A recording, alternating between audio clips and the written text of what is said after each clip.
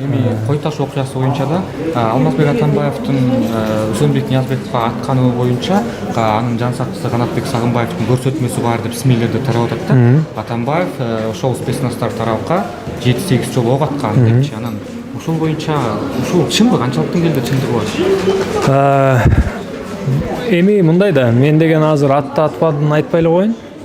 Өз учуру келгенде айтабыз. Бирок деген Алмазбек Атамбаев эгерде ошол мыйзамдын негизинде жанында сактап жүргөн эмеси бар болчу да, куралычы.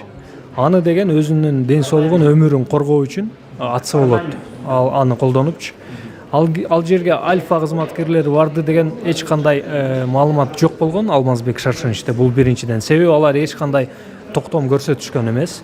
Алар деген сөгүнүп, сагынып өлтүрөбүз, тиги бул жерде азыр видеого айтпай турган сөздөр менен сөгүнүп кирген. Бул жөнүндө далилдер өз убагында чыгат, көрөсүздөр.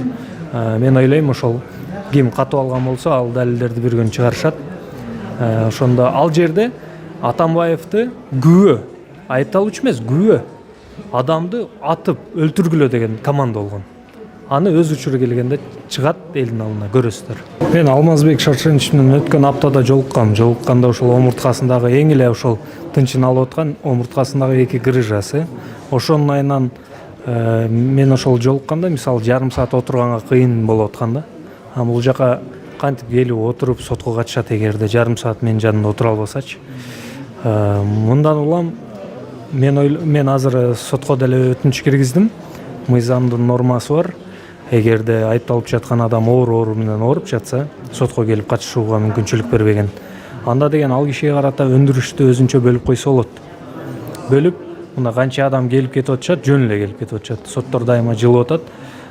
Ошондуктан андай дайыма эле жылдыра бербөө максатында ал кишиге карата өзүнчө өндүрүшкө ишти бөлүп, башкалардын ишин карай берсе болот деп ойлойм да.